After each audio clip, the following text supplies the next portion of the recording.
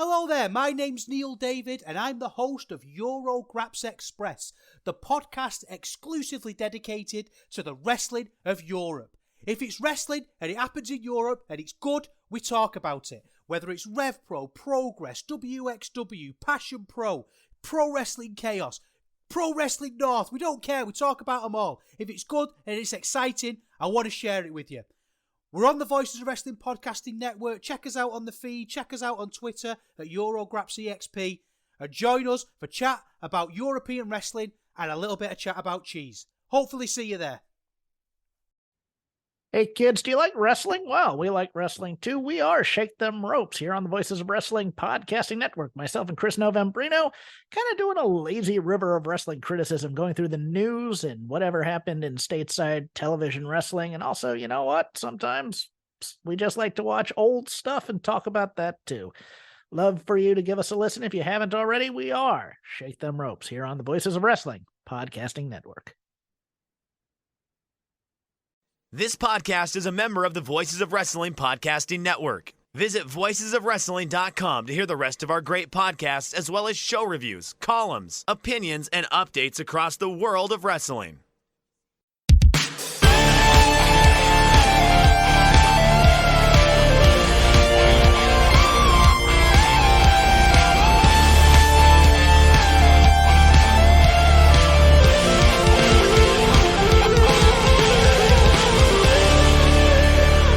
Welcome back to another episode of The Good, The Bad, and The Hungee here on the Voices of Wrestling Podcasting Network. Fred, I just got to tell you, we reportedly have breaking news here. Warner Brothers Discovery is set to offer us a projected 5-year, $1.1 billion deal. How do you feel about it? Better put this on all the websites I aggregate for. Yeah. If you didn't know, that this is the rumor that is floating around for the new All Elite Wrestling TV deal. Joe Lanza mentioned it, and he reported that it was the rumor. He did not report that it was a thing. If you get that wrong, that's your fault and you're a jackass. I'm looking at you aggregators, even though I am a professional aggregator. Anyways, the rumor is 5 years, $1.1 to $1.2 billion. That would equate, and this comes from Brandon Thurston of WrestleNomics, about, I think it's 90 cents on the dollar, like per hour of television watched according to the ratings. And WWE is at about $2.50. So when you kind of equate that, AEW has been around for 4 years. WWE has been a mainstay in professional wrestling in this country for over 40.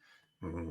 I don't think that's necessarily unfair, especially kind of when you look at how the ratings are structured and the content library, which is a lot of what WWE is making on a regular basis. They're getting paid for their content library. Look, if they're going to get the last WWE television deal, I think that's a really big win for AEW. Yeah, it's absolutely fantastic news for them. They are, this will obviously move them to a separate tier financially. And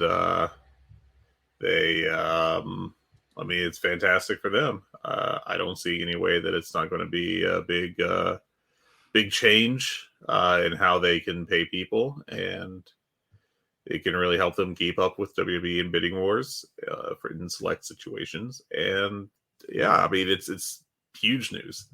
It's such a huge announcement that Tony Khan basically made a huge announcement to tease the huge announcement, and frankly, I can't blame him. It makes this is going to really, this is the most important thing to happen in the history of AEW, I think, essentially, and can really be a big industry changer. Yeah. Okay, so a couple things that we should mention in kind of regards to this TV deal, because I'm not going to say that it was a prerequisite, but CM Punk coming back has got to be good for this television deal.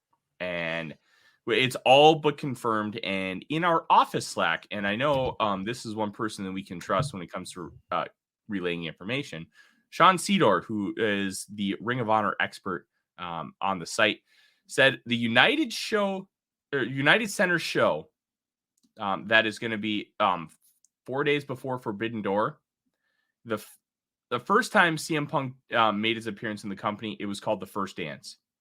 Fred, this show is apparently going to be called The Second Coming. That's hitting it heavy, isn't it? Just a little bit. Just get that Bob Uecker just a bit outside. Yeah, it's like, I mean, but it makes sense. I mean, they're having reports that like Turner, Warner Brothers people like really want him back. That they view him as like really essential to AEW, and I can't blame them. Like from their standpoint, he's going to boost the ratings, and they probably don't give a single damn about this drama backstage. They're just probably work it out. Look at how many like actors and producers and writers and directors and all that stuff have been getting away with slimy shit for years. Oh yeah, like this is the TV and movie business. Like, yeah, absolutely. I mean, it's not all too dissimilar from wrestling. It's just wrestling is kind of more egregious at times because nobody cares about wrestling like they do about other things. Yeah, wrestling doesn't have that PR machine to help clean things up, but at the same time, like wrestling is not reported on the same way, so they don't really need it. That would require wrestling to be reported on. Yes.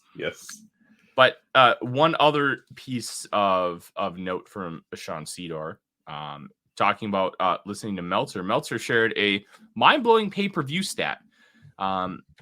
So he found that television buys for Revolution, not counting the streaming buys, so just like you go on and you click pay-per-view, they had increased by almost 15% by March 14th, which was 9 days later. So kind of what that tells me, people were buying the show after it aired because of the rave reviews.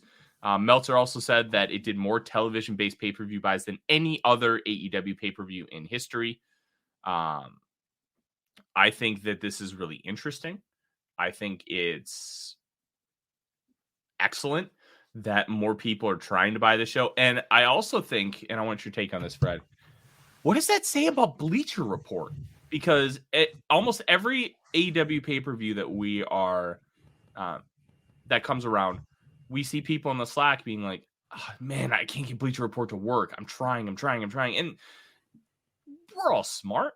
Like, we try to order this pay-per-view in advance so we can make sure that, hey, we know, like, to have it just scheduled and we don't have to really worry about it. And then all of a sudden, you can't even order it. And then the pay-per-view is going and you're still struggling with that interface. Yeah, it's really frustrating. Yeah. I mean, I always tried to buy mine like right after the Dynamite leading into the pay-per-view, just so I can avoid all the issues with the app, struggling to process those payments on once the show is live and immediately before it. But yeah, it's a frustrating issue. I don't know if it's costing them money.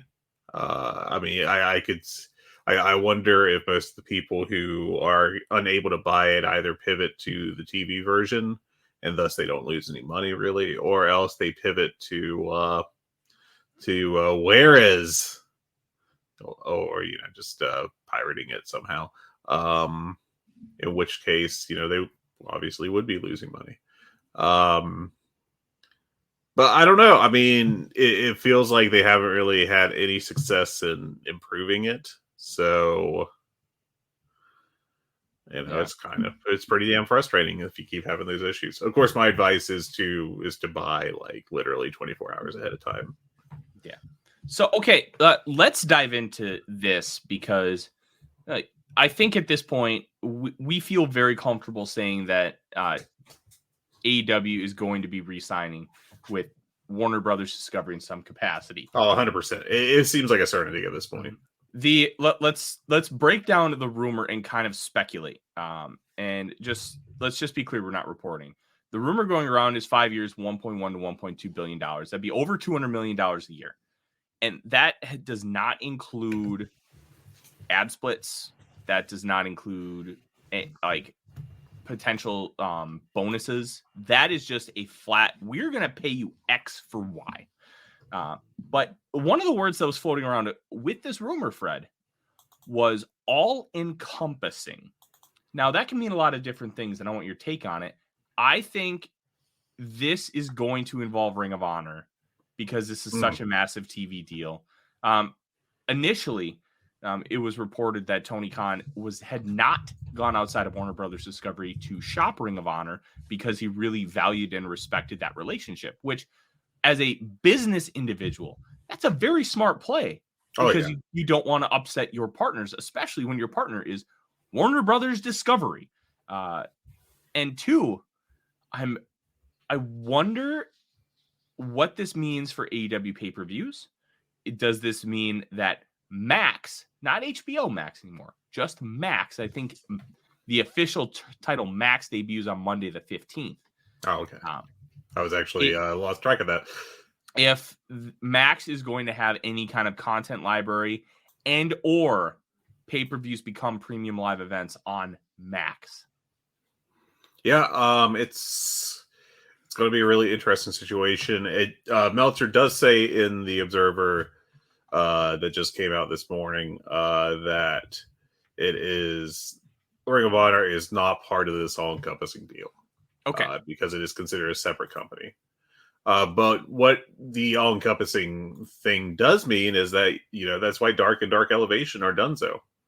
Because they were on YouTube, of course, and that ain't Warner Brothers. So they aren't there anymore. And I think that's like the biggest impact in terms of their schedule at this moment before we get the show we all assume is going to be called Collision on Saturdays. And yeah, that is the big effect of it is, now, and Meltzer also says that he thinks Rampage is going to shift to featuring younger talent. Kind of trying to fill a bit of that dark Elevation thing. And they could do that once it's a B show, which is what it's going to be once we have Collision. And like, I don't think there's going to be any pretending that it's actually an A show, like, Tony Khan has for quite a while when it hasn't been. But yeah. Yeah, I'm going to be very intrigued to see what this all entails. And it should be noted that Tony Khan came out on AEW television, Fred, and said that this announcement would be made Wednesday night on TNT, not TBS.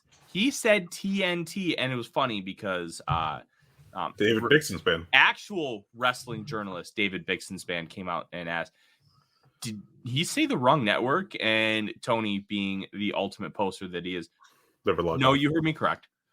And just awesome stuff. But to me, that says that they're going to be making this big announcement during basketball.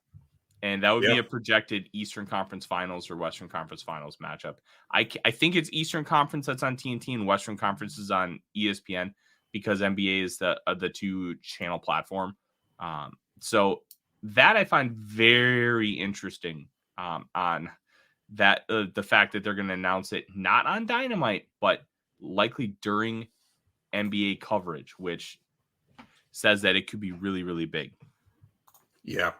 I do have to call out Tony Khan for ducking my question that I asked as a follow-up.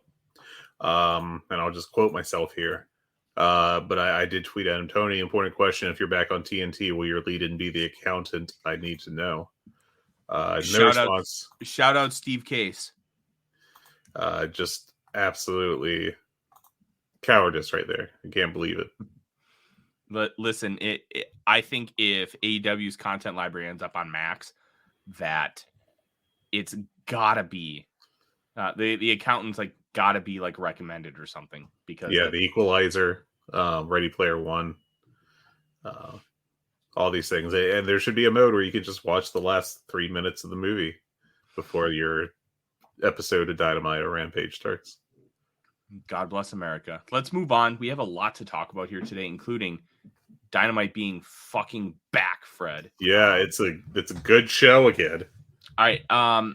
So with this projected new TV deal, Dave Meltzer says they're going to tape Dynamite and Rampage together on Wednesday, and the new show Collision and Ring of Honor on Saturdays.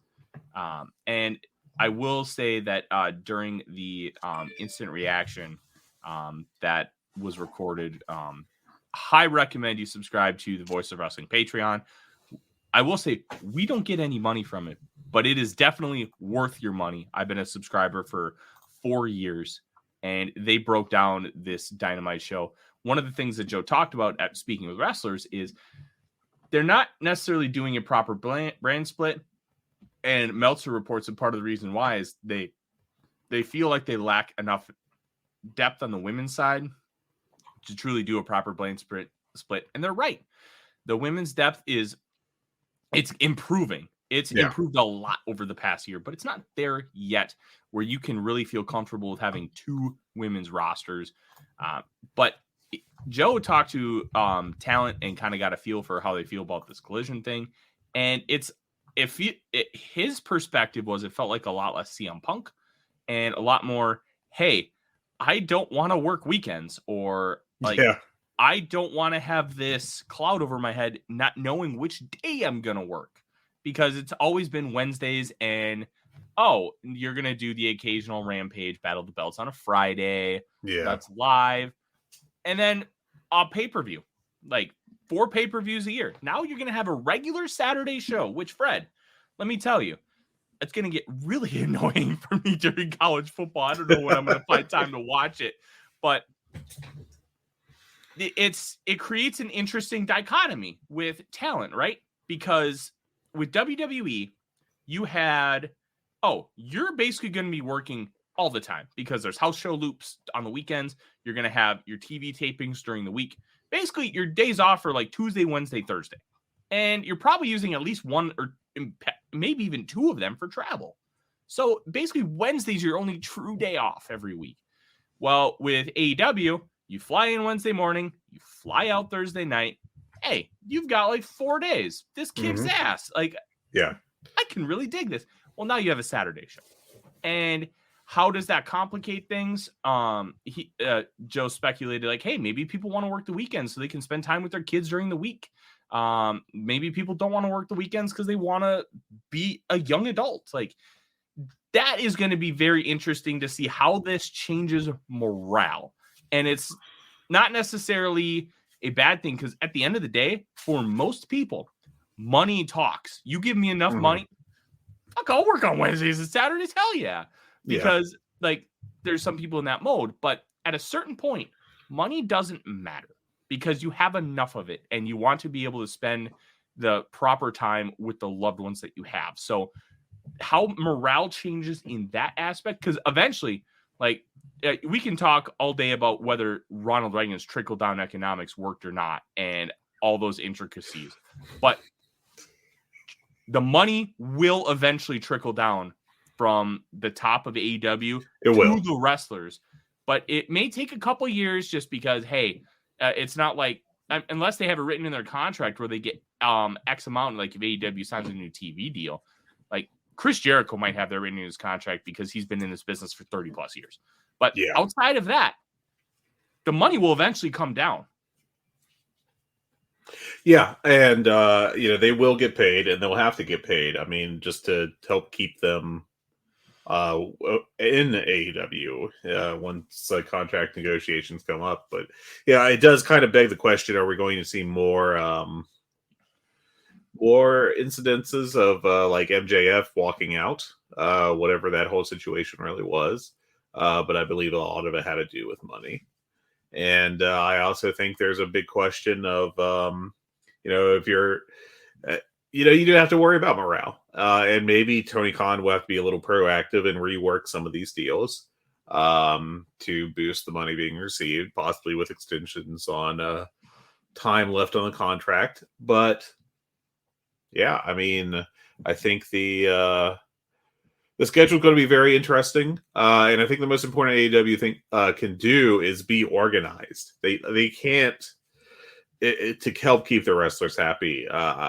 With this, because it's not so much that they're just working one more day a week. Possibly, it's going to be like the perception of just how big of a schedule change that is to the roster, and they are going to need to be organized and be able to like tell people ahead of time, hey, in 3 weeks, we're going to have you work on Wednesday, and then the week after that on Saturday. And the way the wrestling business works, things do change. But I think it will really be beneficial to them if they can plan at least a couple weeks ahead of time and just set expectations for the roster as to when they'll be needed and when they should expect to travel.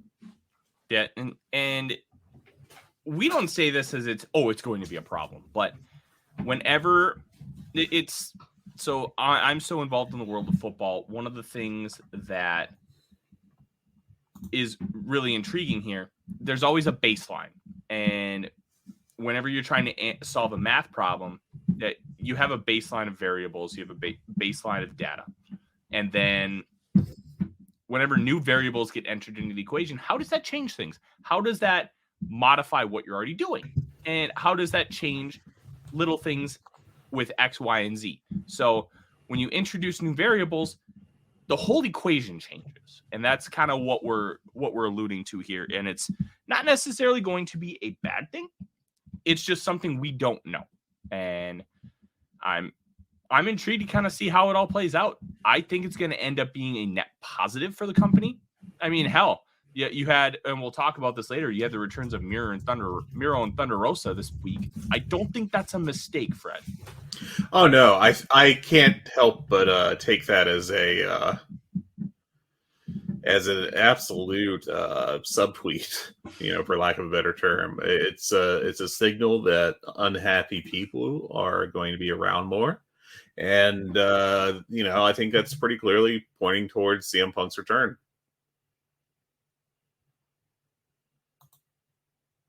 Yeah, I think so. Sorry if you heard a little bumping. I am recording in my office, and my sweet French bulldog puppy Odie is chewing on a bone that's shaped like a fish. And nice. it was knocking around. I was going to ask you if that was causing any issues, but we got it figured out. So all is good. Let's keep talking some other news, and let's keep it within the realm of financial purposes for All Elite Wrestling. Tony Khan announced that they have officially sold over 60,000 tickets for the Wembley All-In show on August 27th. Now, I also find it interesting that I don't think you have it on the run sheet here. Rev Pro is running Copperbox the night before. So I'm very intrigued to see if there's a budding partnership or if Rev Pro is just capitalizing kind of like a WrestleMania weekend thing. Either way, that tells me that either there's AEW talent working that show or there is New Japan talent. We already know, according to Dave Meltzer, that Will Ospreay is booked for All In, which means he's probably going to be booked for this Copperbox show because it's Will Ospreay and Rev Pro. Let's keep with the ticket sales here before we get too deep into the weeds. WrestleTix has tracked another 1,221 tickets that are no longer available. And Brandon Thurston of WrestleNomics, friend of the network, said that they're holding back 15,000 tickets for various reasons. And I want to touch on this, Fred. Sure. We know there's going to be comp tickets. There's comp tickets for everything. And like you have Jamie Hayter, Saraya. They're probably going to get a decent amount of comp tickets because they're from England. Yeah. Maybe Kip Sabian if he's wrestling on the show. So let's be generous because a lot of times when you hear about like athletes going to a town, they get like 30 to 50 comp tickets. So let's go on the high end. Let's say that all three of them get 50. That's 150. Yeah. Then let's say you're going to have 150 journalists. And we're shooting way high here. That's optimistic, but sure. Yep. Like 150 comp tickets for media. So 300. And then let's say each individual let's shoot the high end. Let's say it's 150 people working the show, wrestlers, staff, all that. They each get 2 comp tickets. So that's another 300. So right there, you have 600 comp tickets. And that's not obscene, especially for a show of this size. And it could be that they could be doing other comp tickets for like radio station giveaways. They could be doing all kinds of other things. It also could be business partners. That they are waiting until closer to the show, and they could be offering some discount tickets to try and drive even more ticket sales to get more bodies in the building. Like when AEW first came around, their big selling point was tickets started just $20, and they were running these smaller basketball arenas where a $20 ticket still got you a pretty good seat. Yeah. And I think that might be where they're going here.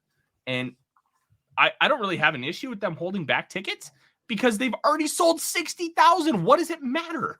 Yeah. Like it actually looks better on the screen if there's not a lot of tickets available, and then you just slowly release them as you hit like certain milestones. Yeah, and he's just been they've been slowly selling some more, and there's still more available on the market, so it's not like they've shut it down. But I do imagine that there's going to be a big push for it at the once we get the last couple weeks before the event. Those are the words I was trying to put into the correct order. But I think it's pretty clear that that's going to be the big goal, is to try to get a last minute push to get even more people in there. And this has been a grand slam at this point. I did hear that there are apparently some bad faithers trying to claim that this is a bad number, which is fucking great. If you claim this is a bad number, take the line from Dodgeball, cram it up your cram hole, LaFleur.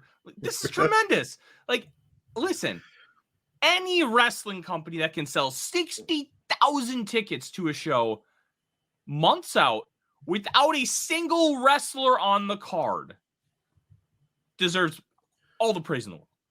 Yeah. Nobody does this. Like, No, not even New Japan Pro Wrestling can sell out the Tokyo Dome without a card. Oh, no. It's New Japan. Like, we're talking New Japan at its peak. They couldn't even put more than 30,000 people in the second night of a Tokyo Dome show where Naito got his moment like 15 years in the making. Like, this is incredible. Yeah, and the only thing this really compares to is basically WrestleMania these days, and WrestleMania does sell a good number of tickets pretty blind, if I recall correctly. As far as I think they sell pretty much everything blind. Yeah, and that's the only comp really. And if you're being compared to the biggest show on an annual basis that happens at wrestling, then you've done really well. Yeah, and of course, I can only imagine that AEW will be coming back to England on hopefully an annual basis as long as this keeps up. They'd be smart too. Hold on, I want to cut you off here because, when you say come back to England, I want to know what you mean. Do you mean they come back for make this their big tentpole show where they run Wembley every year, or are you they're just selling talking 60,000 tickets? Yeah. You know? I think that's important because I don't know if they do this next year. Yeah, it's a big question. Well, not necessarily try doing this, but this is the first time they're coming into a market. European fans have been tortured with professional wrestling over the last 3 years as a result of speaking out, NXT UK kind of derailing and destroying a lot of the European scene.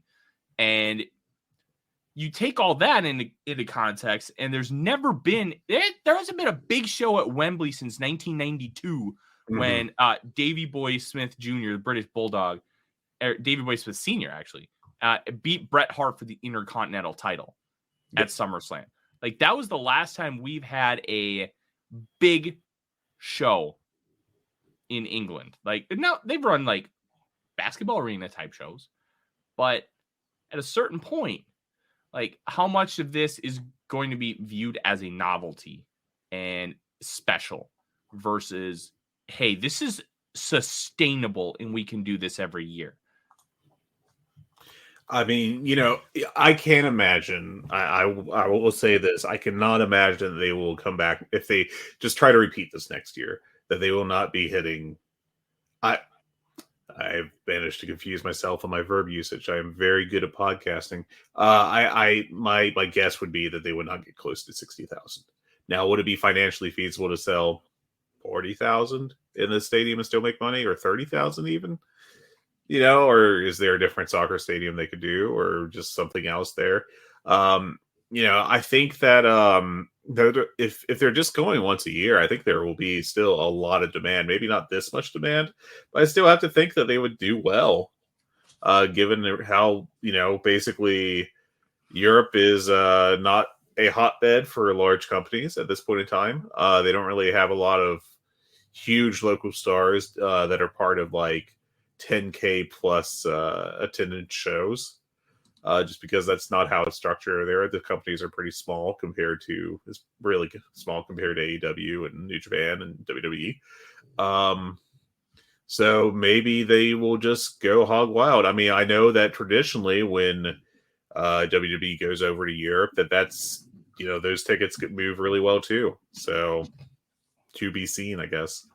Yeah, and I just thought, because you mentioned that, like maybe they come back here every year, I thought it was worth a discussion, because it's an interesting idea, because this is such a very unique situation. But I do think because of the success that you have to consider that this is going to be important for your territory here moving forward, as Odie is deciding, hey, I want to run through Dad's desk and hit all the cables against the desk. Oh boy, it's dog time, baby. Oh, I love my sweet boy, but he is being a turkey because Mom is running errands this morning. So let's continue on. We already talked about Ospreay book for All In. Meltzer, let's talk about this more. You already mentioned it once. Meltzer said that Rampage is going to become with Dark and Dark Elevation, where stronger focus on young talent. Yep. What I love this idea, but how much of this is going to become like NXT? And let's use NXT as a baseline here. 2.0 specifically, right? I assume. NXT in general. Okay. Because I mean, original NXT was a super indie, but they also brought people up through the ranks as well, like the Four Horsewomen. Before he got canceled, Velveteen Dream was like a huge project of theirs.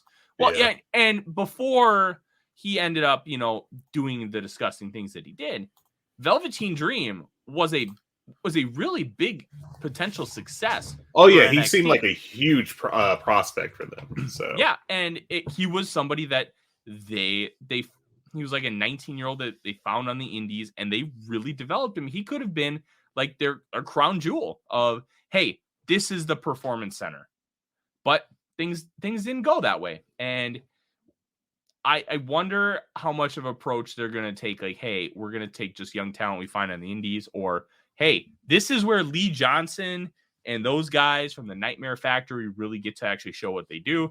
How is it going to be used?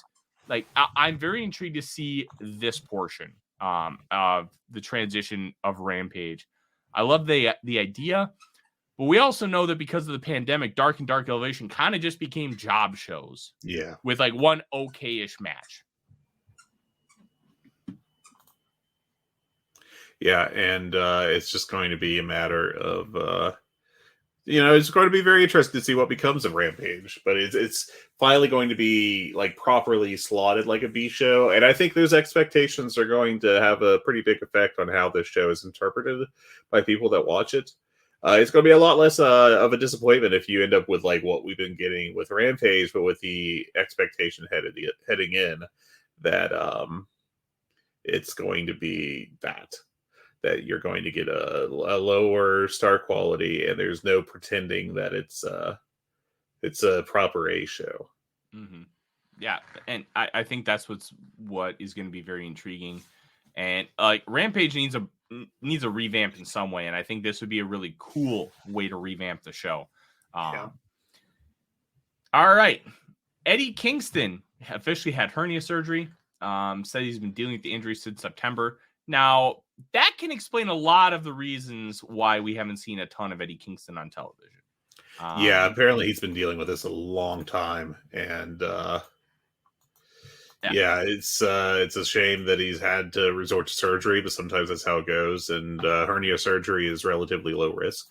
In my general understanding of it. So I had hernia surgery when I was 3.5. I don't remember much of it, but I remember like physically I was okay pretty much right away. But I was also born with it, and that's a pretty common thing for young males to be born with a hernia like around the waistline at that age. So but I will say I had severe abdominal surgery 4 years ago. Like that shit's painful. Oh to, yeah, like have to that's deal a with very anything painful like surgery. that. You have no idea how much you use your ab muscles until you can't use them. Yes. I couldn't hold a gallon of milk for 6 weeks. It was nuts. Yeah.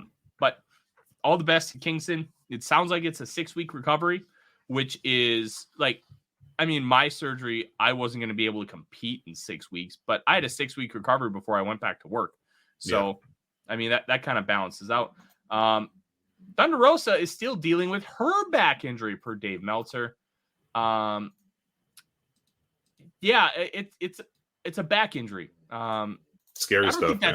I don't think that's ever going away, but I think it's all depending on how can you manage it, how can you do X, Y, and Z to try and prevent it from coming back. And that's going to be, she's probably just going to have to deal with this her whole career. Yeah. And but she's apparently still unable to take bumps, I think is what I read, which obviously is a big problem. Yeah, I have to imagine that she's trying to avoid surgery. That's my read into this. And back surgery is something that you try to avoid at all, as much as you completely can. And because it can be very bad. That's pretty much the riskiest surgery that you can undergo, I think, at least as far as, commonly accepted surgeries. So hopefully, I know that there's a lot of people that believe she's been exaggerating her injury. And at some points I've wondered about that myself, I will admit. But frankly, backs are really, really twitchy. Like, it's just really hard to estimate how long a back injury is going to bother you. And it's also a fact of, each individual has different levels of pain tolerance. That's just a biological fact. And it's possible that, Britt Baker has more pain tolerance than Thunder Rosa. And that doesn't say anything about Thunder Rosa as a person. Just people their bodies interpret, those neurons firing differently. And that's how it works biologically. So absolutely. All the best to her, and hoping that she gets a full recovery soon. Let's talk about the aforementioned Britt Baker here. We talked about this on the show last week, and there's an interesting follow-up. And yes, we are specifically talking about the Britt Baker Black Eye t-shirt. She was very surprised by the criticism of it. And in quote, I was very surprised when it started, when I actually posted the picture of my black eye just on social media. It got almost 100,000 likes, that I'm tough, that I'm a badass, and wow, this girl, she's strong, and it was empowering. But when it went on a t-shirt, it was really problematic, and that was so confusing to me, because why? And this part I want to touch on. She also said that reaction would not be like this if she was a man. Yeah. That's a fair point. Like, it is a fair point, but at the same time, but that's exactly why that this is being looked at this way. It's such a twofold discussion, because one, she is a badass. That picture in itself, sharing it in a wrestling context, tremendous. Yeah. Putting it on a t-shirt, and now when she puts it on social media, everybody knows, hey, Britt Baker, professional wrestler. Most of her followers know she's a professional wrestler. Okay. You put it on a t-shirt and you walk around like, if I'm a 6'6", 300-pound man, if I walk around with a t-shirt of a woman with a black eye on it in random public, what is that going to tell people? And that's kind of where there's this disconnect, and why she said the reaction would not be like this if she was a man. Absolutely. Because as a man, if I'm wearing a t-shirt with a woman with a black eye on it, like, that's it's all the context. It's going to give people a perception about domestic violence. And is it fair? No, but this is reality. We're not living in a fantasy world. This is real life. And there are going to be people that get that misconstrued. Now, would it be awesome if Britt Baker wore the shirt and it was just like kind of a special thing? Absolutely. Does it work with Chris Jericho's shirt to wear it because he's a piece of crap heel? Absolutely. But there is also the danger, because Britt Baker is a woman. That's why it's different. And it's not fair that it's different, but we have to talk about things in the context of reality and not in fantasy. I believe in full equality, but at the same time, you have so much past precedent, and you have like men overpowering women and beating women, and all these areas that have to be contextualized with this shirt. And honestly, it fucking sucks we're having this conversation right now, but we have to, because Britt Baker deserves to be treated like a true equal in this space, and I view her as an equal in this space. But when it comes to this shirt, it can be very dangerous, because one thing we talk about, like with professional wrestling shirt, does it pass the mainstream test? Like some wrestling shirts, like you just wear a Bullet Club shirt out, like that's kind of mainstream. Like it could be a lot of different things. It doesn't necessarily have to be professional wrestling. Like for somebody looking at it from the outside, like this, if somebody looking at it from the outside they're probably not going to see that like this is a badass women's professional wrestler unless they know who Britt Baker is. They're going to see dude wearing a shirt with a woman with a black eye, and that's the issue. It has nothing to do with Britt Baker being awesome, being tough, anything like that. It's all contextualized perception, and it's not fair to her, but it is what it is. And like, how are we supposed to fix this? We kind of can't. We're working towards progress, but this, like, that's the reason why this is getting backlash, because it's society. Yeah, and that context is what makes it make sense, and it's, you know, just wearing it down the street is divorcing it from that context, and that's what makes it, you know, makes the perception of it what it is. Yeah, it's, I get where she's coming from. She's 100% right, but at the same time, there should be a little bit more awareness of why people would think it's problematic. And I get where she's coming from, where, hey, like, I'm a badass. I am a professional wrestler, and this looks fucking cool. Yeah. All those things are right, but let's, like, open your eyes a little bit outside the bubble and see why it could be problematic. You see random Joe Schmo wearing that on the street. You have no idea, like, what it's from.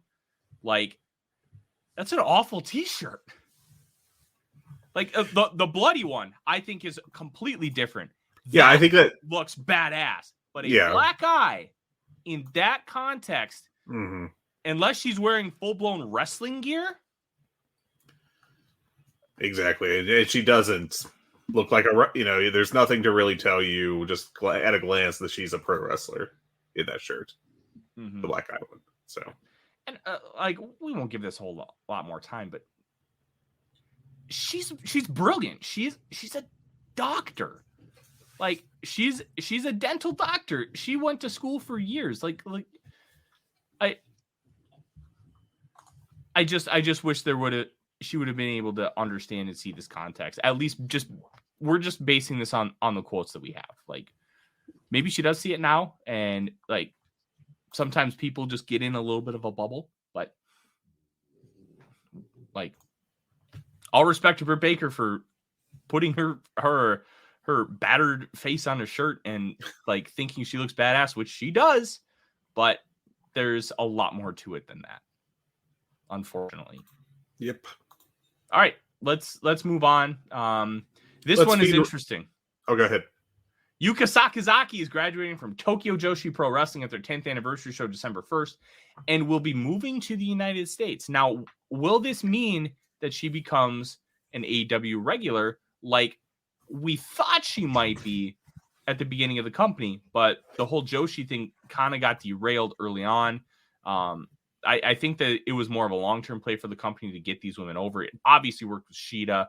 It worked with Riho, but the pandemic really halted a lot of travel plans, which I think halted the push of the Joshi wrestlers, which they were hoping was going to be the cruiserweights of this company. Yeah. Referring to how Nitro handled the cruiserweights back in the day.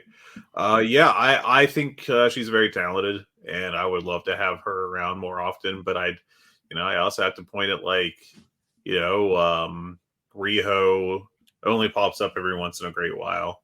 Emi Sakura is mainly working Dark and Dark Elevation. I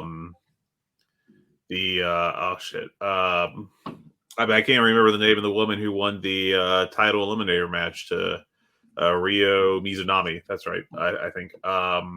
We haven't even seen anything of her since she made that challenge. And she was getting over too.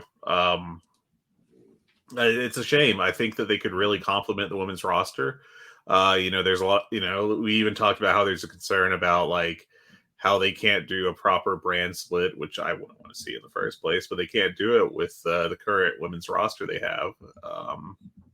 That's a big concern they have. If they had access to all this talent on a regular basis, that would be, obviously huge for them, but that's not the case. Yeah,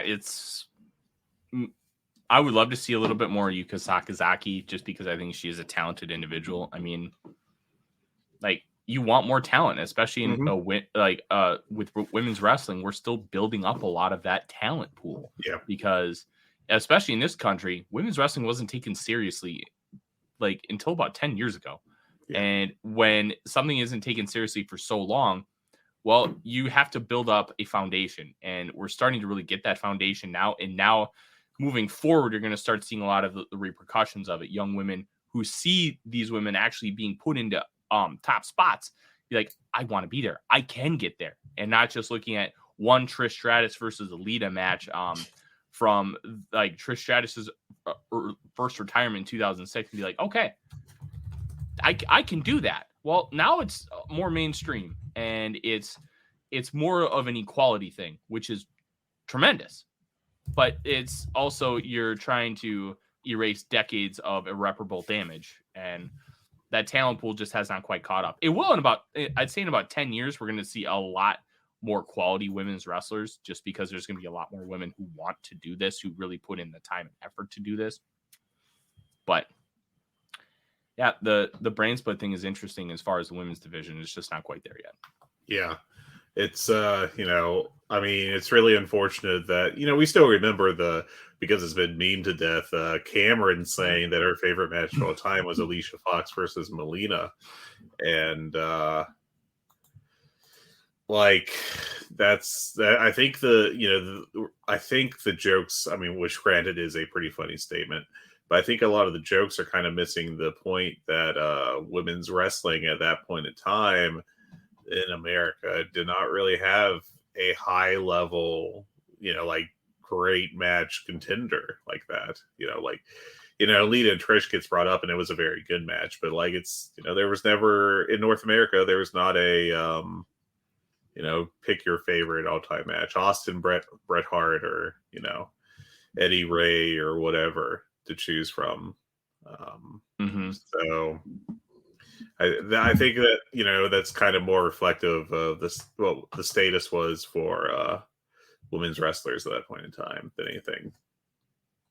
Yeah, it's it's not exactly like All Japan Women was easy to get a hold of over the past 15 years. It's a lot easier now. There are ways to find it, but it's not like there were a ton of All Japan women's matches being aired on national television. Exactly. Now, if there were, we might be seeing that influx now instead of having to wait a little longer. But we will get it, and then once we continue to get more and more and more talent in the pool, you're going to see a lot more quality coming from women's wrestling as a whole, and that's going to be tremendous for the pro wrestling scene. Yes. In an interview with Sports Illustrated that came out the day of the cage match, Kenny Omega called Jon Moxley the MVP of AEW. I hated this. And maybe it's just an old school way of thinking here, Fred, but why would you release this the day of the cage match? It's breaking kayfabe a little bit. I don't like that. I look, we understand that the realities are different, but sell me on the fact that these guys hate each other's guts. Kenny Omega calling Jon Moxley the MVP of AEW doesn't necessarily tell me, I hate this guy's guts in storyline. I don't know. This annoyed me. Am I out of line? Well, I would say a little bit. I read it more as him just putting his opponent over, and I think that like that's my interpretation of it. I think that it just read to me as a guy, like Kenny Omega. Whenever he does media, he's always like with one foot out of kayfabe anyway. Like he's always been very open with things, and he, my from what I've seen, I haven't closely read the Sports Illustrated interview. I have to admit to that, but my interpretation of it is it's more of a, I'm facing this guy, but he's been great since day one of this company, and I feel like I have to beat him to help surpass him. Kind of take more than outright kayfabe breaking. But that's my take. Interesting. Okay. Well, we're on separate wavelengths here, but you know what? That's okay. Yeah, I really don't think we're that far apart. I think we're just, looking at it differently, and that's okay. Mm-hmm. Darby Allin plans on climbing Mount Everest next year. This is so Darby. I just hope he doesn't lose any fingers or toes. Or die. Yeah, I don't mean that as a joke. Mount Everest is dangerous. No, it is. It's not what it once was. It's actually been pretty commercialized. I've read about it several times, but there's been criticism of it being too commercialized, that it's been made too popular for people who probably should not be climbing a mountain, especially one at that height, going over there and basically paying for a tour guided troop to get to the top and really not being in the physical condition you need to be to climb a mountain like that. And the thing is that, when you're up there, you use the corpses of previous climbers as waypoints. There's an unidentified body up there called Green Boots that's basically a landmark on one of the big route up there. They think that it's a guy that died back in 1996, and sometimes when you die on Everest, you can't recover your body. So there's a fair number of dead bodies up there that are land points or landmarks of the path you're taking. So I'm a coward, I guess. I would never even consider climbing Mount Everest. I'm also fat, so that's pretty good rate limiting factor right there of being like, I look in the mirror like, yeah, this is not a Everest body. This is I'm ever resting. Got him. Boom, roasted. Yeah, I definitely don't have an Everest body either, and I think Odie would miss me too much if I tried to climb Mount Everest. So I'm not going to do it. Lastly, this is outside of the world of professional wrestling. Chris Jericho has accused Mandalay Bay Security of physical and mental assault, and I genuinely wonder how much of this is kayfabe, if any, just because the way he framed it on social media, to me, felt a little cartoonish.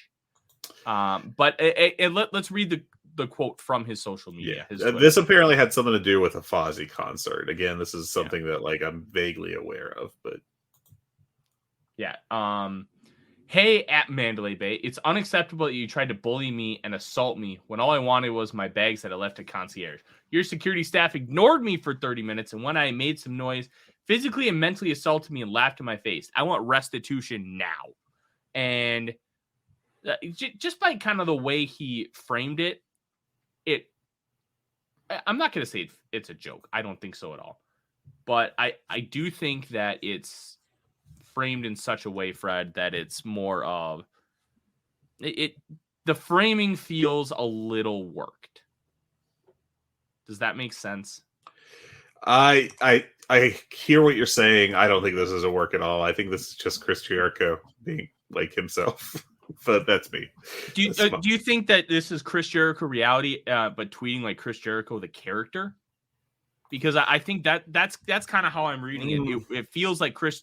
I don't know Chris Jericho the person, but this feels like Chris Jericho the Ocho, Le Champion, tweeting this, and not necessarily the person behind the character. Yeah, I can't rule it out, but I that's not my take on it. I'll say that. Yeah, well, either way, if he's tweeting this, something happened with the Mandalay Bay, and it's not good. But that's enough for the news. We have officially spent almost an hour talking about all the happenings around in and around the world of All Elite Wrestling. For Ed, how fucking great was this show? It is, we've been talking for weeks now about how like Dynamite has not been right. It's been missing something. It has been disappointing. And we finally got a proper episode of Dynamite this week. And thank God for that. This was a fantastic show. Had a bunch of great matches on it. Had a great promo. I think it's set the stage for a course correction for this main event build that has been really struggling. I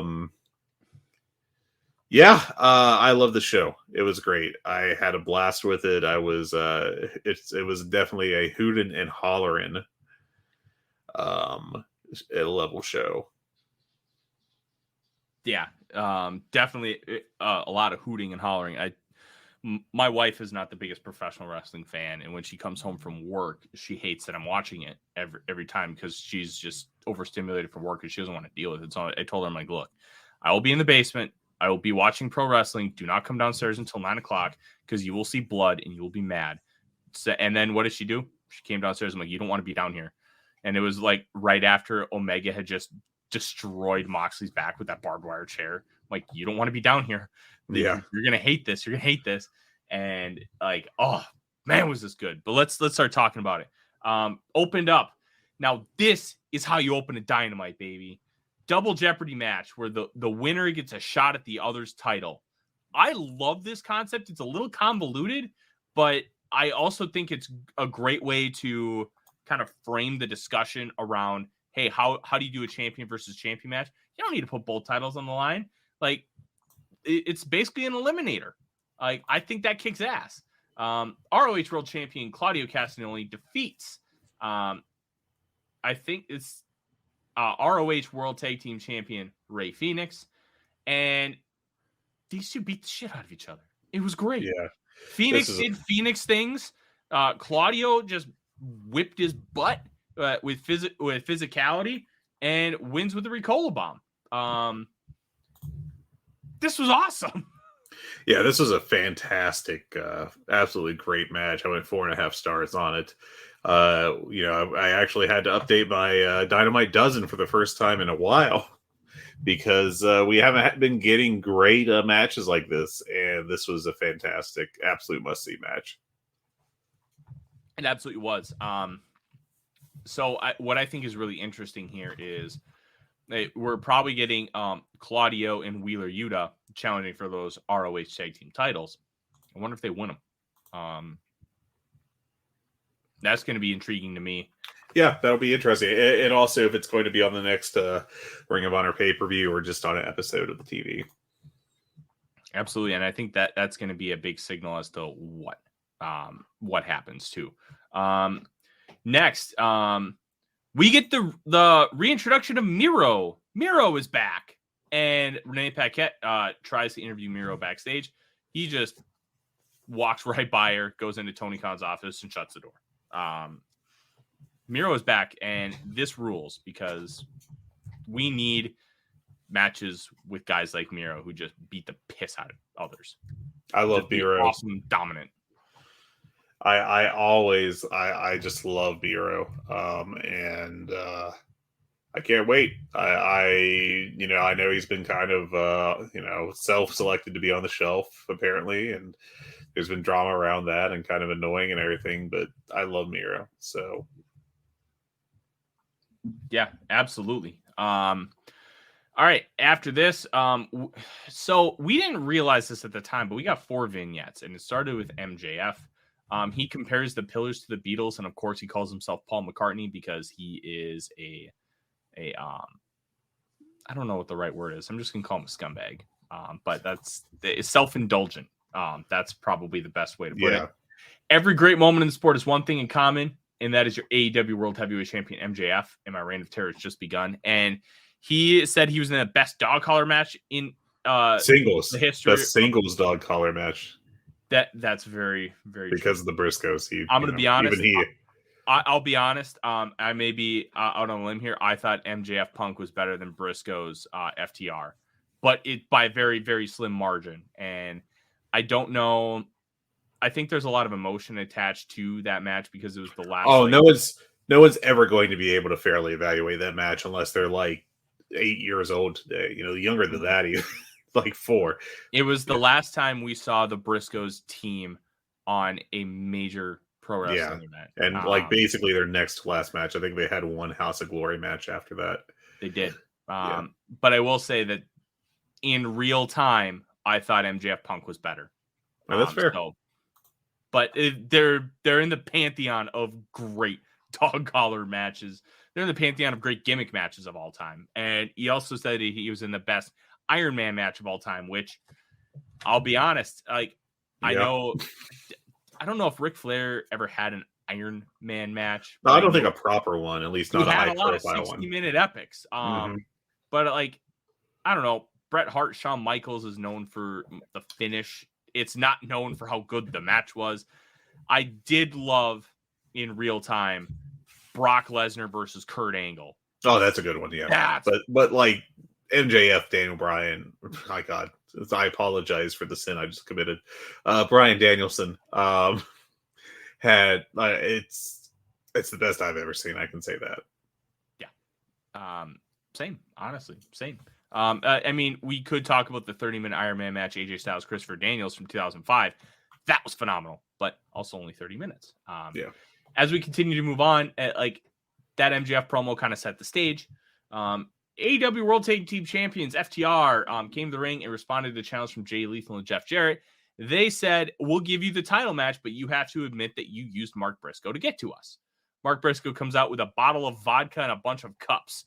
And this was tremendous. Just Mark Briscoe. Like, somebody mentioned that he might be the new Dusty Rhodes. And I kind of get it.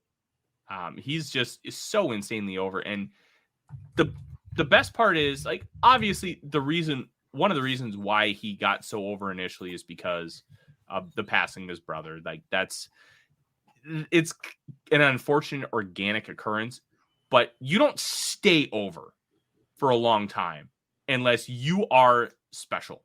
And yes. I think we're really seeing how special Mark Briscoe is. And like the skit last week with Papa Briscoe at the chicken farm, tremendous stuff. And this is just Mark being Mark. And of course you have Dax, who just loves his booze. And then Jeff Jarrett, I don't think he drinks. He slaps the cup away. Dax gets booze in his eye and then thinks he's pile driving like Jeff Jarrett and pile drives Mark Briscoe. And that's kind of the direction the storyline's taking now. We'll kind of see what happens. And it is official for Double or Nothing, as Briscoe mentioned, because he's the special guest referee. Yeah, it's kind of completely undermined. Well, it's one of those things that happens in wrestling sometimes, but it kind of undermines the whole FTR. We won't take the match unless you admit that you're manipulating Mark Briscoe. And then like a minute later, Mark Briscoe's like, the match is happening and I'm going to be there. I do enjoy FTR Bald being kind of a kayfabe idiot when he... just like someone was shoved towards him and he was like, well, I have to pile drive him. I've been blinded. I have no option. I have to defend myself. And without even checking to see who it might be. Minor complaint. I thought this was a pretty good segment, though. I do. It was great. And what made it great was Mark Briscoe. That we'll see how that continues to develop on the road to Double or Nothing. Renee Paquette interviewed the Ocho Chris Jericho backstage, and I have two takes on this, Fred. Let's go through the initial. Jericho, why is everybody so happy that Adam Cole got, quote, the best of me, unquote, while I was doing commentary? This is an unsafe work environment. I got legal counsel, and now I have a court order. If I am in the arena, Adam Cole is banned. Roderick Strong interrupts and challenged Jericho to a false count anywhere match, which won. That rules. But yes. Strong also has legal counsel and said he got the Jericho Appreciation Society banned next week. from the building. Two things. One, I love how Jericho got one-upped on his sports entertainment bullshit. Yes. Two, this match is gonna be fun. Like, I think this is the first time ever Roderick Strong versus Chris Jericho. And on top of that, like, these are two pros. This could be one of the more like a sleeper match for like one of the best matches on Dynamite this year. Yeah, I'm pretty excited for this. I think it could be very good. And I do love Chris Jericho, pompous heel who insists that there was no reason for Adam Cole to attack him a week after he basically forced Adam Cole to watch his wife get beat up, or girlfriend, I guess, not wife. Yeah, put a ring on it, Adam. Come on, man. Yeah, you really should put a ring on it. Let's be honest here. Put a ring on it, dude. It didn't even take me 2 years to put a ring on my wife's finger. Like, you've been with her, what, 10? Like, it's time. It's time. But for all we know, maybe Britt just doesn't want to get married. Yeah. Like, we don't know those intricacies. So let's keep moving on. Renee Paquette was continuing to try to get a word with Tony Khan about Miro, but Thunder Rosa walks in, and she said, and this line got a kick out of me, seems like it's a good night to talk to Poppy Khan. Yes. And obviously, Poppy is just it's Spanish slang, but I don't know. Just that made me laugh. It made me laugh. After a commercial break, we had Tony Khan backstage with a microphone, and I'd like everybody to stay tuned in next week. He did say TNT. He specifically said TNT, and he meant it. And but this was a pre-tape, I'm pretty sure. I will say, Tony Khan is getting better with these pre-tapes. Now, we like the whole authority figure thing. This isn't him being an authority figure. He had to do the stripping of the trios in the AEW World Title after Brawl Out, but he's getting better and more comfortable with these pre-tapes, and that's a net positive. Yeah. Yeah, I think this was a good little teaser, and we'll see how it's announced next week. If it's going to be on like, we're kind of presuming on the NBA coverage on TNT before Dynamite or what, but yeah. Next up, AEW International Championship match, freshly squeezed Orange Cassidy versus the Jericho Appreciation Society's Daniel Garcia. This rocked. This was very fun. Like, Orange Cassidy has become the workhorse of this company, and you put him on TV, he's just going to give you a really good match. Usually he's in the opening segment, but here he is in I believe that this would be the third quarter hour. Look, this was great. Garcia had that lion tamer locked in, and then Orange Cassidy got, I believe, the seatbelt clutch. And yeah, I think it was the seatbelt. I really like how that was used to beat him, because it was just like, oh, I just trapped you. Yeah. And it kept Daniel Garcia strong. I thought this was great. I gave it 4.5. This was really, wow. This was great professional wrestling. I thought it was very good. I went 3 3/4. But wow, you hated this. How dare you? Yeah, I know, completely trash. Yeah, I thought it was a good match. I think I will repeat myself. I think I say this every time Garcia gets any time at all, but he's going to be a superstar. He's just, once he gets that big push, I think he's just going to, he's going to be a big star. I can see it in everything he does. He's got the personality. He's sure as hell got the in-ring. And yeah, I think in 3 years he'll be a main eventer easy. Yeah, he absolutely should be. Well, hopefully it continues on with this. Next up, this was an all-time promo. Oh, the Christian promo? Cage. Yeah, baby. This was so good. I thought you were going to talk.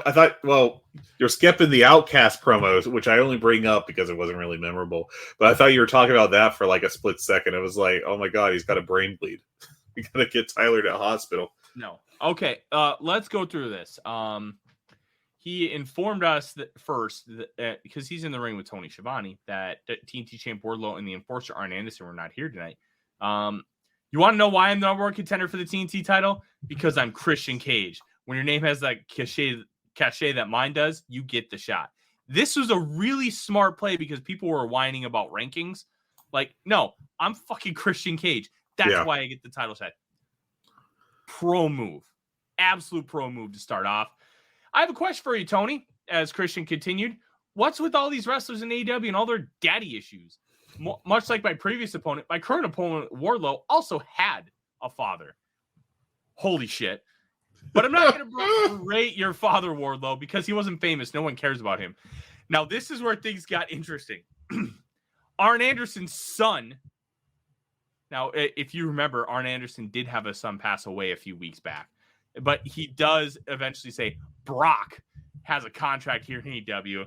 Arn Anderson is a bold-faced liar. He said he wanted to set up his son for success, but tossed him aside for Wardlow.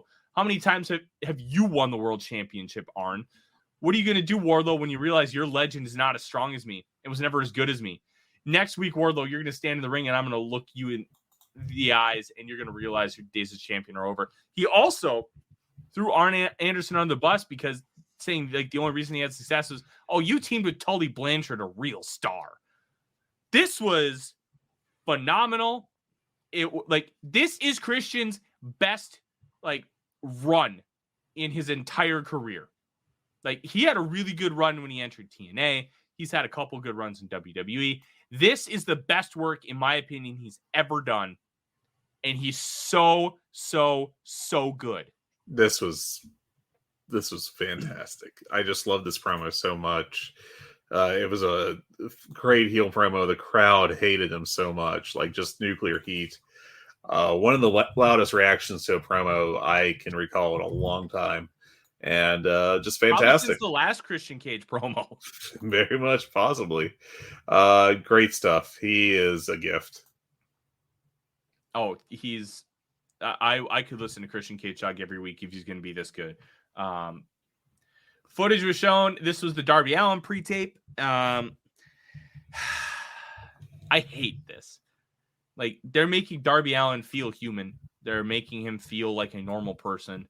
Really? I think this is just a continuation of my frustration of his promo from a couple weeks ago when it was like the 4 pillars, and Darby was talking about how much he sacrificed. He bought his parents a house. Like, to me, this is just more of the same. Like, look, Darby is a little emo kid who's an absolute daredevil, and I think they're just mispresenting him a little bit. And to me, it's annoying and frustrating. But I may be on an island here. Yeah, I think you're on an island. I mean, I thought it was a good, this is what Darby Allin is pre-tape. I thought Sting helped put him over really good. And I like this. I thought it was great. Yeah, and I just, it was really good, but I didn't like it. It is what it is. Next up, so I thought this was interesting.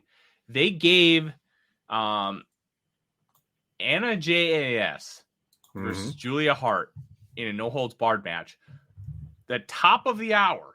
Yeah. And look, Anna J, she's fine. I think she's relatively inoffensive. She's not a great worker, but man, does she try hard in these death matches. This was pretty good. I gave it 3.5, and I elevated a little bit because you could tell, even though the execution wasn't all the way there, these girls worked their butts off to really try to make this thing great. And I gave a little bit extra for that. The suplex to the chairs was a miss, but I think they worked around it well. I thought this was entertaining. It was good. It was violent. Yeah. I thought this was pretty kind of sloppy at points. It was absolutely sloppy, but they worked really hard. And they tried hard, and you got to give them credit for that. I didn't think this was special. I went 2.5 stars on it. So like for me, that's like above average, mainly because of the effort. But I'm not going to say it was a disaster or anything, but it's what it is. Yeah. All right. AEW World Trios Championship match. I think before this is when we got the Sammy Guevara pre-tape. And I thought the Guevara pre-tape was pretty good. I didn't think it was phenomenal. Yeah, I thought that all the weakest was Perry's. I thought MJF's was, of course, fantastic, but I thought the other three did a good job of putting over the guys, and it felt fresh compared to as I lose my train of thought, what the previous build had been. I thought this was much better than the we're gonna squabble in the ring for 10 minutes like a Raw opening segment. So I like these. And I think that having the vets come in and back the challengers was great, even especially in Perry's case, because Christian Cage managed to do it while staying heel, which was just fantastic stuff. The reason I picked him because he's the best. He's got the most talent of all of them, but he needs to get his head out of his ass. Was just fantastic promoing. Christian Cage is just great. But yeah.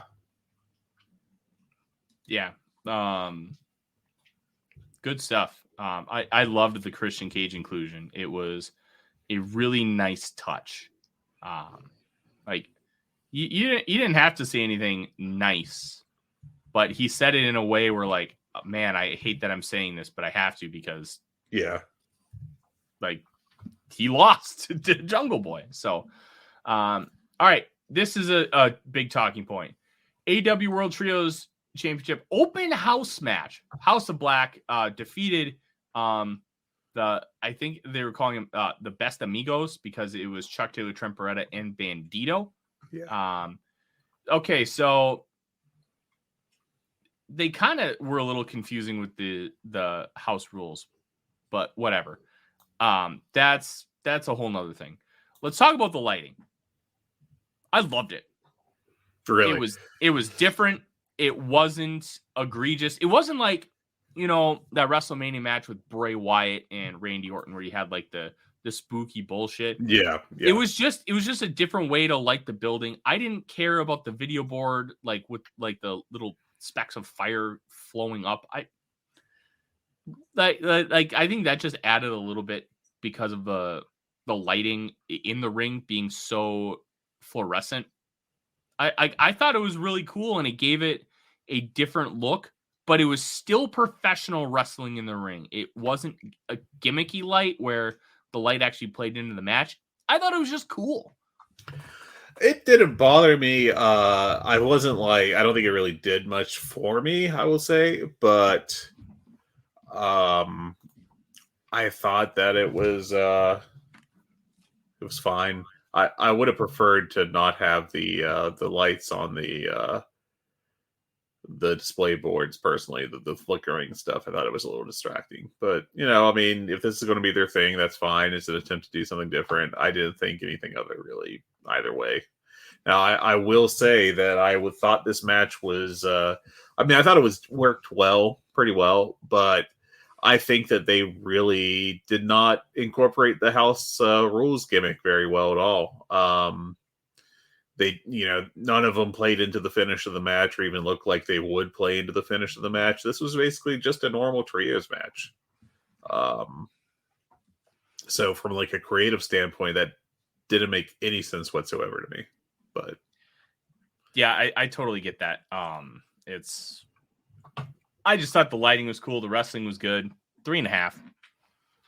Like they could have, I thought you're right. They could have done a better job with that, but kind of is what it is. We'll see if they do it again, if they change things. Let's talk about after the match. You get a shot in the back of a guy holding 2 titles, standing over Orange Cassidy, and it's Kyle fucking Fletcher. Let's go. Belt this motherfucker up. look, Orange Cassidy's great. He's defended that belt like 22 consecutive times. We need a change. Give it to Fletcher. He, after that IWGP title match at Sakura Genesis, where he did that moonsault and almost killed himself and gashed his head open on the guardrail. Oh, yeah. Yeah. And then he did another one. I think it was on a Road 2 show defending those titles. And then he like flat back bumps on concrete. Like, this dude needs to stop doing moonsaults to the outside or keep doing them because cool shit keeps happening. Just please don't hurt yourself. But he had that star-making performance, and now you're looking at a potential, like, this could be a real dude. Like, belt him up. Like, take advantage of it. Yeah, hopefully, if he gets signed to AEW at some point, that'll be fantastic for the company, I think. One thing I do want to mention is just that the pre-match interview with Best Amigos and Orange Cassidy, where after, the Amigos head to the ring, Renee asks if Orange has any final words for best friends, and Orange Cassidy just goes, "I'm so tired, Renee." Good stuff. Yeah, that was really good. And I think we might finally see the end of that Orange Cassidy title reign. All right, main event time. Steel cage match. Kenny Omega versus Jon Moxley. This was phenomenal. This was so well done. Omega comes out with Don Callis.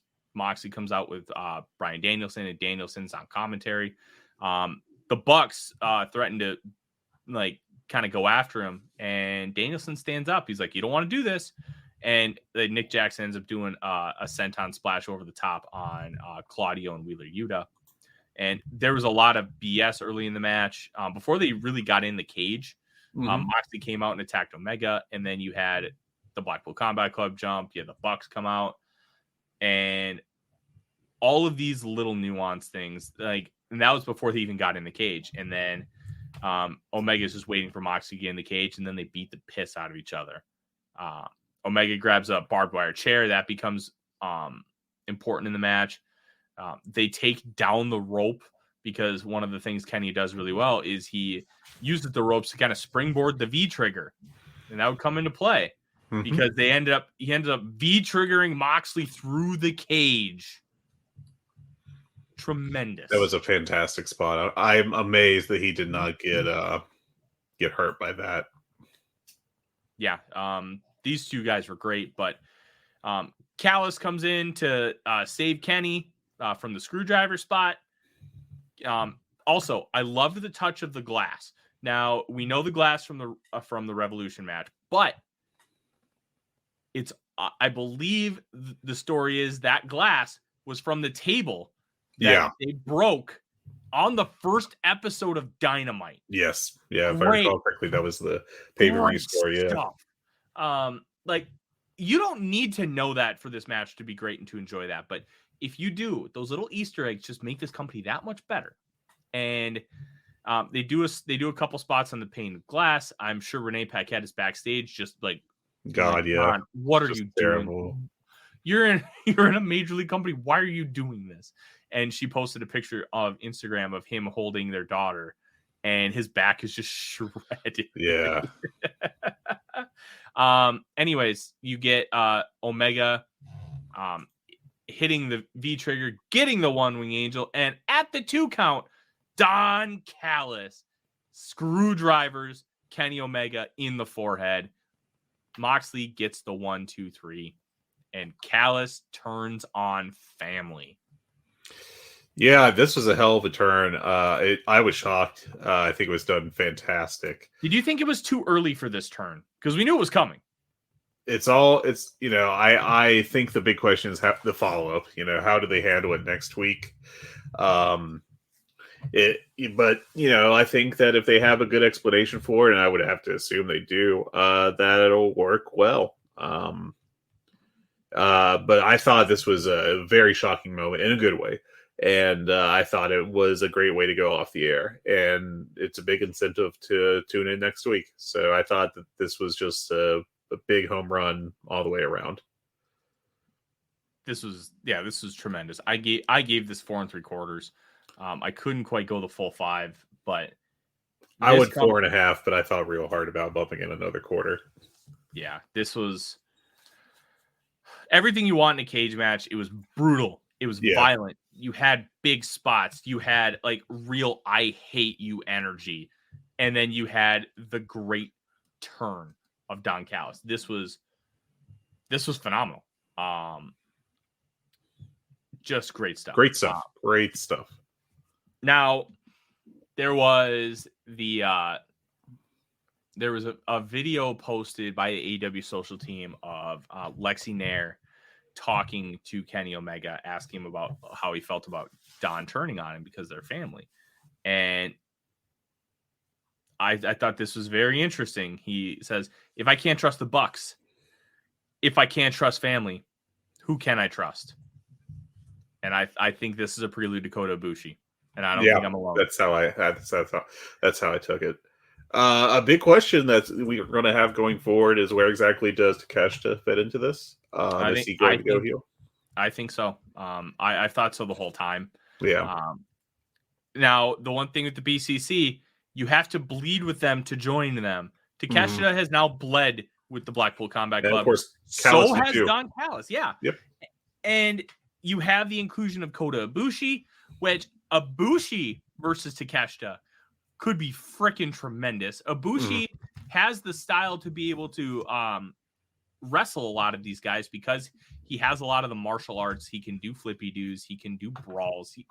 Ibushi is such a dynamic pro wrestler in that he can really do a little bit of everything. And I think it's going to be the Golden Elite and Hangman Adam Page versus the Blackpool Combat Club, adding Takeshita and Don Callis. This feud just keeps getting better and better. It's the best thing EW's done in quite a while. It's just great stuff. Great stuff. Easily the best thing in this pay-per-view build is the BCC Elite feud. In the process of the run before the show, or before this match started, I mean, they announced that we're going to get next week in Austin on Dynamite, Ricky Starks versus Jay White. I find this very interesting because Austin is basically a second hometown for Ricky Starks because he did most of his wrestling out of Austin. And they kind of adopted him as one of their own. Tony has a history of putting people over in their hometown. I don't think he's done a show where somebody wasn't put over in their hometown. Like WWE always does this. I'll never forget Cena losing to Edge in Boston and then beating him in a TLC match in Toronto. How does that make any sense? Like, come on. Like, it's just an opposite dichotomy. Mm-hmm. What do they do here, Fred? Like, they need to put Jay White over, but I feel like they box themselves into a corner a little bit. Yeah, this is a really tough position because, I mean, I think Jay White needs to win, but frankly, I don't think Ricky Starks should be losing either. I guess they could have him just get screwed, and that'll be the end of it. But I think it's been one of the worst feuds in company history, and not because of either guy. It's entirely because of the creative, where they just haven't really had a chance to do anything in this feud, but it's just been like shambling forward.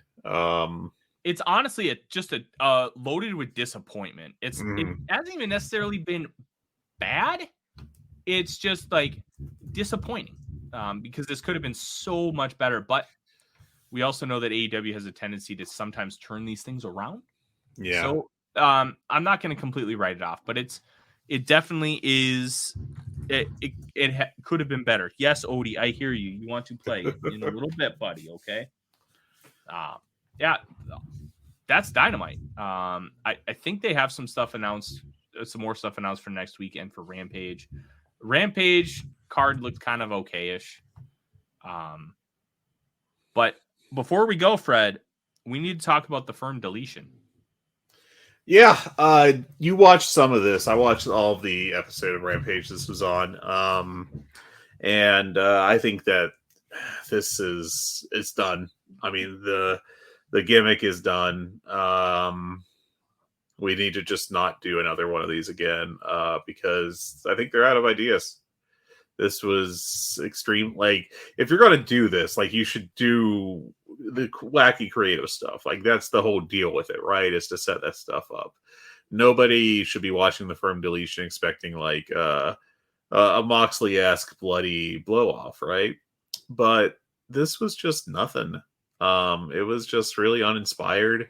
It was the same stuff you would expect, and like the really basic stuff, like, oh, they're fighting on the Hardy compound, oh, they're shooting fireworks at someone, they're the kid and the wife and the gardener get involved briefly with Stokely, and they just didn't have any really unique ideas, and it was bland, and this should be anything but bland. And I think even if you don't like the concept of these things, I think you should at least be able to agree with that if you're going to do this, you should at least do some far out stuff just to, justify doing it, just to make it unique and make it mean something. And I think they just failed at all levels. And it was just like a complete 2 1/4 star kind of a thing that happened. Yeah, I think they need to be done with these deletion matches. It was awesome initially. Way back in Impact TNA. That was phenomenal. Mm-hmm. Okay. And I will still defend the first Stadium Stampede. I think that was exactly the right thing at the right time. The second one was not nearly as good. It was too long and not interesting. But this just failed, I think, at what it was trying to do. And I think if Matt Hardy can't do these, then outside of like short Hardy, nostalgia act reunions, I don't know what they can be for AEW, because frankly they, for the most part, are not it as far as in-ring competitors. They're not up to snuff anymore just because of age and injury. Yeah.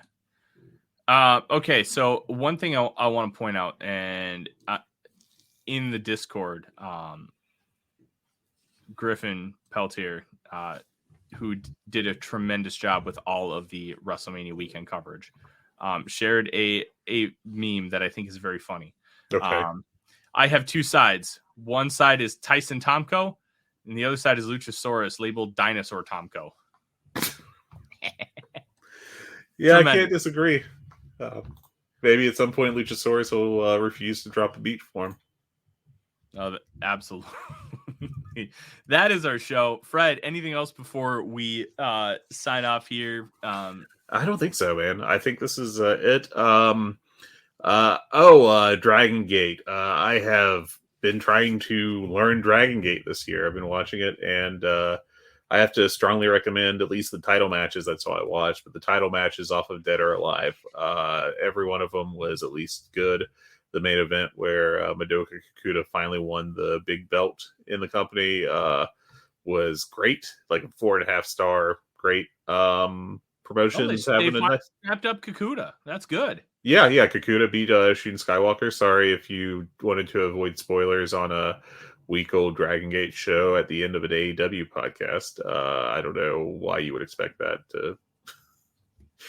to be protected for you, but yeah, I mean, it was really good, and I think Dragon Gate's got a lot of great young guys that I'm very excited to see moving forward. Absolutely, and if you want more Dragon Gate coverage, nobody does it better than Voice of Wrestling, and the guys that open the Voice Gate, Case Lowe and Iron Mike Spears, are absolutely phenomenal. You will want to check that out. They cover Dragon Gate literally better than everybody else in the professional wrestling space, except for Jay, who does Dragon Gate's English commentary. Speaking of Jay, he was on the Open the Voice Gate podcast, I think 2 weeks ago now. That's an absolute must listen interview. He is astonishingly open about the status of pro wrestling in Japan, and specifically Dragon Gate's place within it. And it's a super interesting listen if you know anything at all about Dragon Gate. Yeah. All right, let's finish this off. You can follow us on Twitter at GoodBadHungee. You can email us at hungeepod@gmail.com. We also take questions in the Voices of Wrestling Discord, which you can subscribe to as well. We have our own channel because we are cool. You can also follow me on Twitter at The Real Forno. You can follow all my Vikings work at VikingsWire. At the VikingsWire and at VikingsWire.usatoday.com, along with in the show notes my YouTube Viking-centric YouTube channel, Vikings First and Skol. You can follow Fred on Twitter at Flagrant Wrestling. That's with an R, not a W, because Ted Turner is better than Vince McMahon. You can also subscribe to Fred's Patreon, where he does a lot of analytical work within the world of professional wrestling, and that is in the show notes. Thank you very much for listening as always, and we will talk to you next week. Take it easy, everyone. Have a good week. Music. It's not just part of our daily lives, it's part of our wrestling fandom as well, and it has been for decades. That's where this show comes in.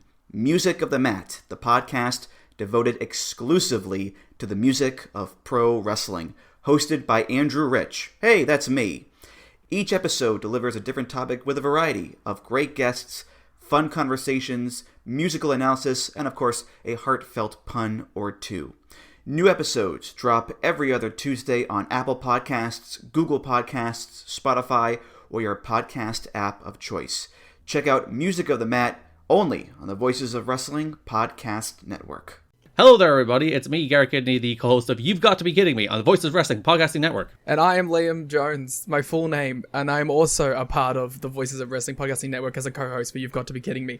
We are a TNA history podcast that covers TNA 1 month at a time. We cover all the drama, all the matches, all the Vince Russo nonsense you could ever want in your life. Have you heard of TNA? I bet you have, but would it be funnier if two people made jokes over it the whole time? Probably. So if that sounds like fun to you, check it out on this very Voices of Wrestling Podcasting Network, and Liam will do bits and whatnot.